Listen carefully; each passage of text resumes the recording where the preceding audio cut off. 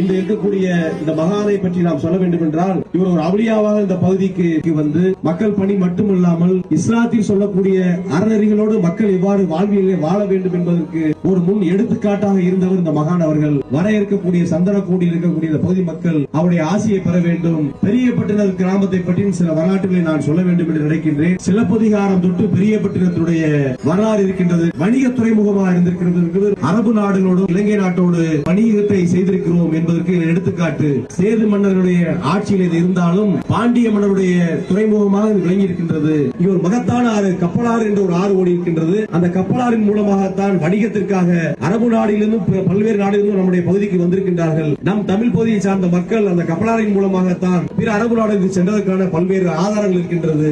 ஆழி பேரலையால் கப்பலாறு கிபி 15ஆம் நூற்றாண்டில் அழிந்த பின்னால் பெரியபட்டினுடைய துறைமுகம் அழிந்ததாக வரலாற்று ஆதாரங்கள் நமக்கு சொல்கிறது. கிபி 17ஆம் நூற்றாண்டில் கல்ஃப் ஆஃப் மன்னார் அவர்கள் ஆய்வெடுக்கிற பொழுது லண்டன் மியூசியத்தில் பெரிய பட்டினம் என்ற சொல்லோடு ஒரு நடைபெறும் இருக்கிறது.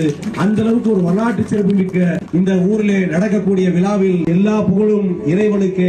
மகான் செய்யத் அலியுடைய அருள் பெற்று மத நல்லிணக்கத்துக்கு ஒரு எடுத்துக்காட்டான மாவட்டத்தில் இந்த நிகழ்ச்சியிலே பங்கு பெறக்கூடிய அனைத்து சமுதாய மக்களுக்கும் மீண்டும் நன்றி பாராட்டி விடைபெறுகிறேன். நன்றி, வணக்கம்.